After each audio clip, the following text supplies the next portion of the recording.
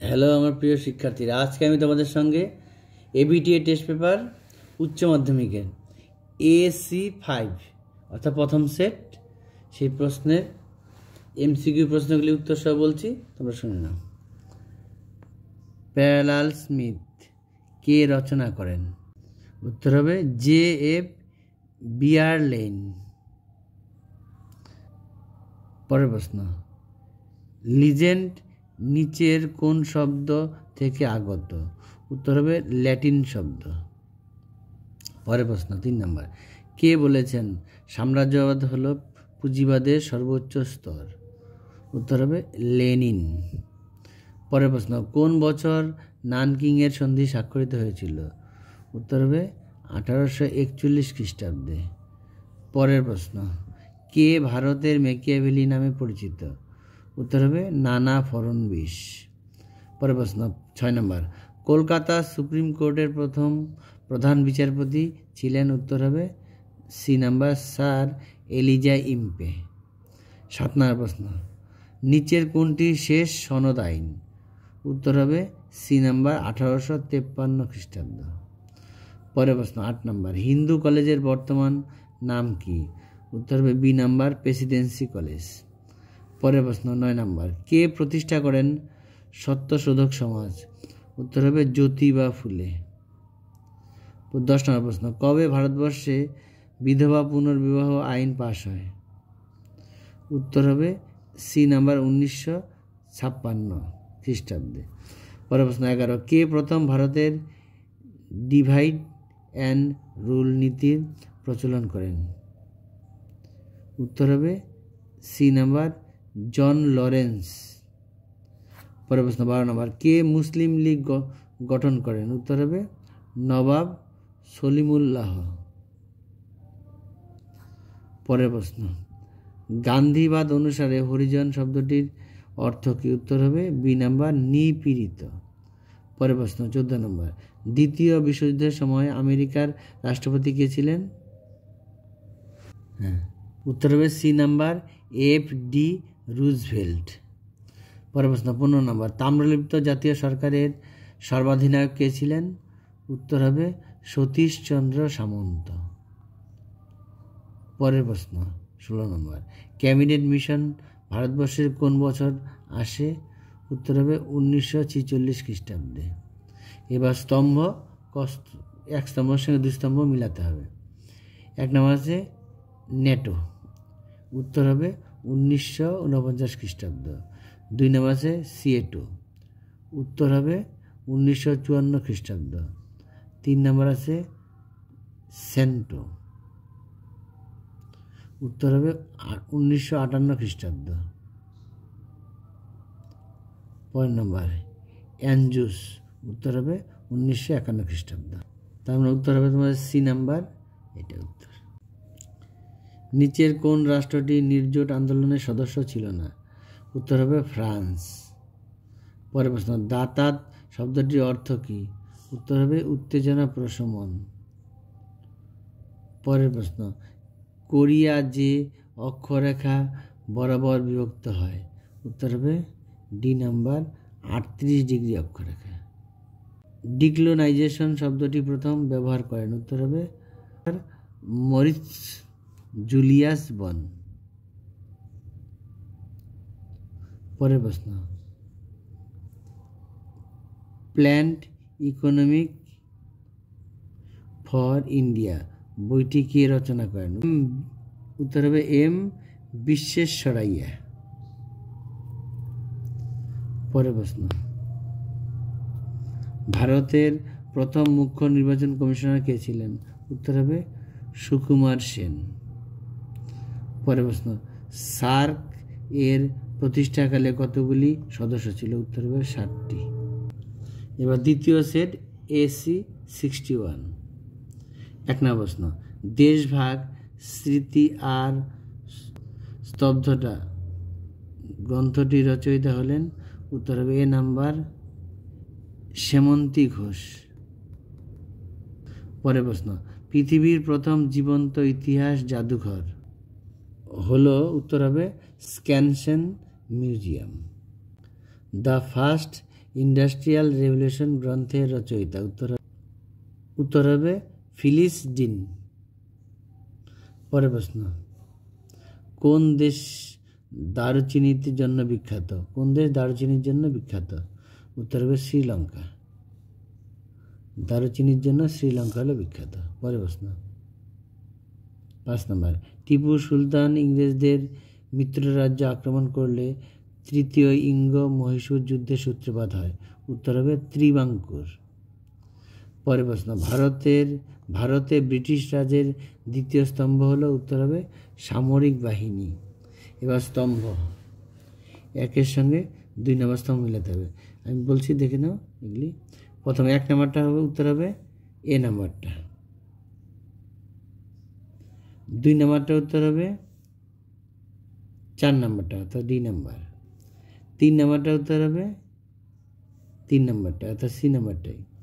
4 নম্বরটা উত্তর হবে বি নাম্বারটা অর্থাৎ এখানে উত্তর হবে সি নাম্বারটা, সি।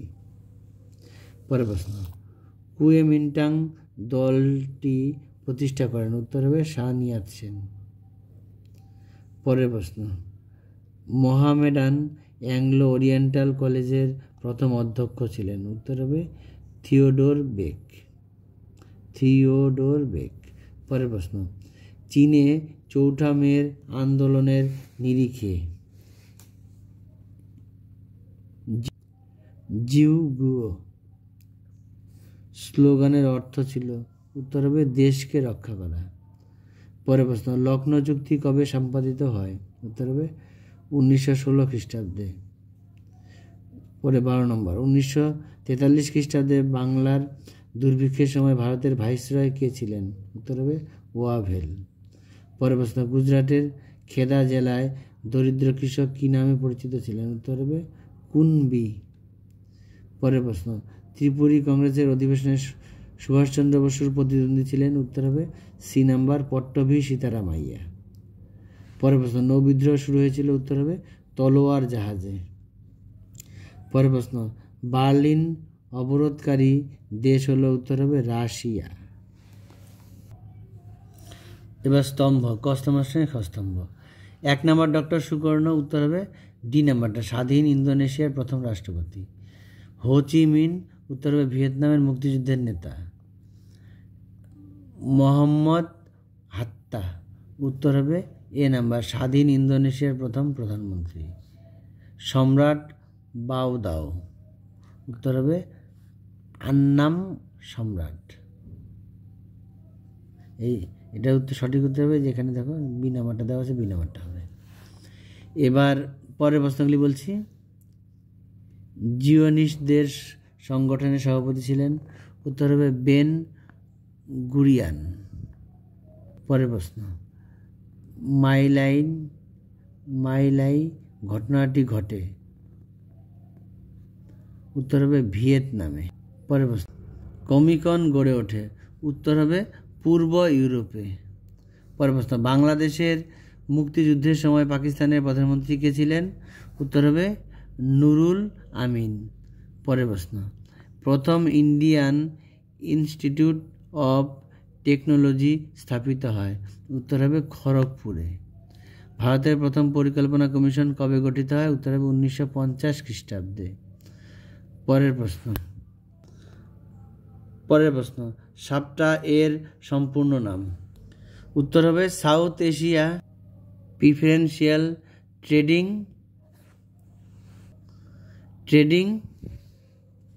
অ্যারেঞ্জমেন্ট।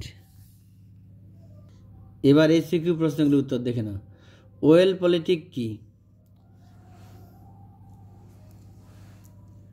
এটার উত্তর হবে ওয়েল পলিটিক হলো কাইজার দ্বিতীয় উইলিয়াম এর বিশ্বব্যাপী প্রভাব অনুসরণ করার এবং জার্মানিকে একটি প্রধান বিশ্ব শক্তি হিসাবে প্রতিষ্ঠা করার নীতি। তোমরা খাতা কলমে উত্তরগুলি অবশ্যই লিখে নিয়ে করবে। পরের প্রশ্ন, চীনে মুক্তদান নীতি কে ঘোষণা করেছিলেন?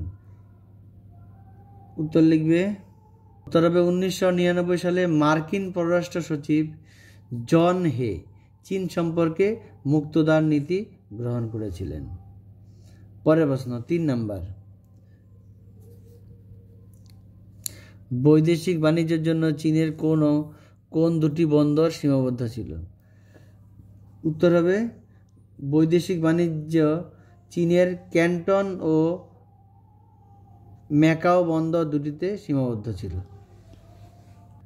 পরের প্রশ্ন বাণিজ্যিক পুঁজি কি? উত্তর হবে শিল্প বিপ্লবের আগে পুঁজিপতিরা বাণিজ্যে মূলধন বিনিয়োগ করতেন। বাণিজ্যে নিয়োজিত এই মূলধন বাণিজ্যিক মূলধন বা বাণিজ্যিক পুঁজি নামে পরিচিত। এভাবে লিখবে। পরের প্রশ্ন, সর্বশেষ চার্টার আইন কবে প্রবর্তিত হয়? উত্তর হবে, শুধু এর উত্তর লিখলে হবে 1853 সালে। পরের প্রশ্ন, কাউতাও প্রথা কি? উত্তর হবে কোনো বিদেশি দূত বাণিজ্যের উদ্দেশ্যে চীন সম্রাটের সাক্ষাৎ প্রার্থী হলে তাকে সম্রাটের প্রতি বশ্যতা স্বীকারের প্রমাণ দিতে হতো। এদের একটি কাওতাও প্রথা। এই প্রথা অনুসারে বিদেশি দূতকে সম্রাটের সামনে ভূমি পর্যন্ত নতুজান হতে হতো। এরপরে অবশিল্পায়ন কাকে বলে বা অবশিল্পায়ন কি? উত্তর, অবশিল্পায়ন শব্দটি শিল্পের অধঃপতনকে বোঝায়। শিল্পায়নের সুনির্দিষ্ট সংজ্ঞা নিয়ে ঐতিহাসিকদের মধ্যে মতবিরোধ রয়েছে। তাই ভারতে ব্রিটিশ সাম্রাজ্যবাদ প্রসারে সর্বাপেক্ষা বিস্ময়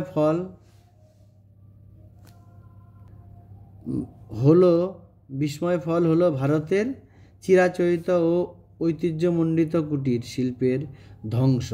অর্থনৈতিক ইতিহাসে পরিভাষায় এই অবস্থাকে অবশিল্পায়ন বলে। পরের প্রশ্ন 6 নম্বর, মানুষ গড়ার আদর্শে কে বিশ্বাসী ছিলেন? উত্তর হবে শ্রীরামকৃষ্ণের সুযোগ্য উত্তরসূরি স্বামী বিবেকানন্দ। উডের ডেসপেস কি?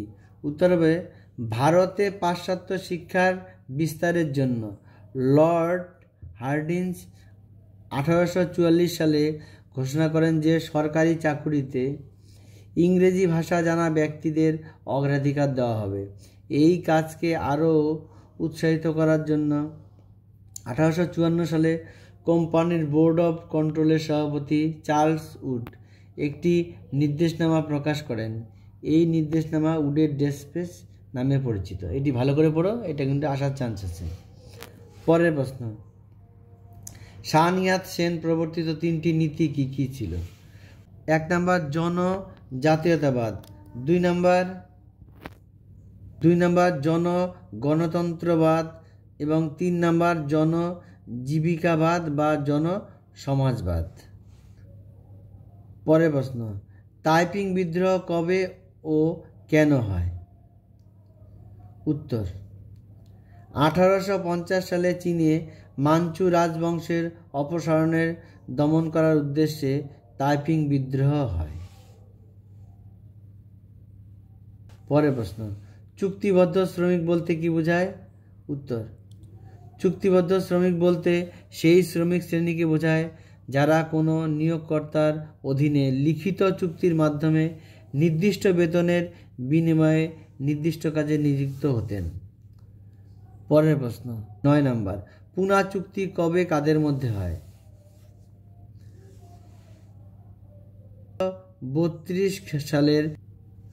1932 সালের 24 অক্টোবর মহাত্মা গান্ধী ও আম্বেদকরের মধ্যে এই চুক্তি হয়। পরের প্রশ্ন, ভারতীয়রা কেন সাইমন কমিশন বর্জন করেছিল?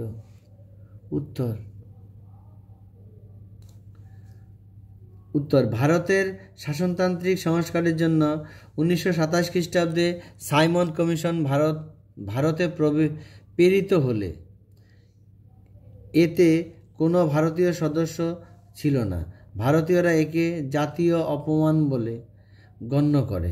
তাই কংগ্রেস, মুসলিম লীগ, কমিউনিস্ট পার্টি, হিন্দু মহাসভা প্রভৃতি সংগঠন এই কমিশন বর্জন করে।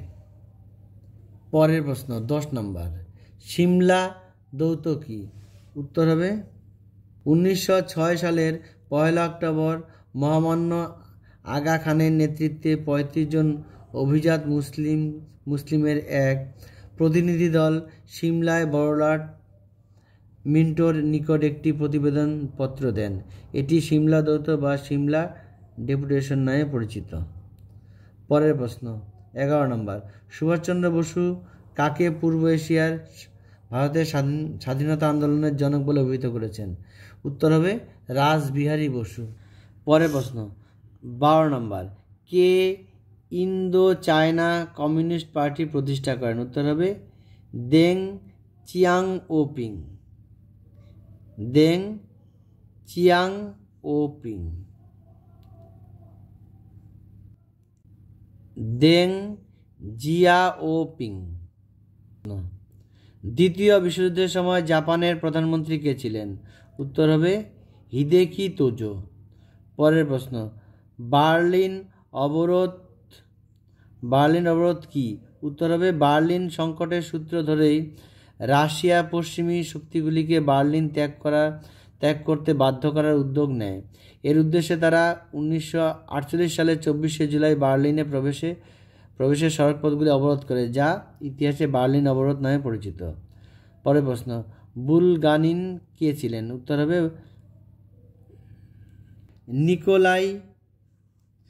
হবে নিকোলাই বুলগিন ছিলেন একজন সোভিয়েত রাজনীতিবিদ। তিনি 1953 সালের মার্চ থেকে 1955 সালের মার্চ পর্যন্ত সোভিয়েত রাশিয়ার প্রতিরক্ষা মন্ত্রী হিসেবে দেশ পরিচালনা করেন। পরের প্রশ্ন, এটি কিন্তু অত্যন্ত দরকারি প্রশ্ন, লং মার্চ কি? উত্তর, এই প্রশ্নটি খুব ভালো করে পড়বে। 1934 সালের 16 অক্টোবর মাও সেতুং তার পরিবার পরিজন সহ প্রায় 1 লক্ষ কমিউনিস্ট সামরিক বাহিনী অবরোধ ভেঙে দীর্ঘ 6000 মাইল পথ অতিক্রম করে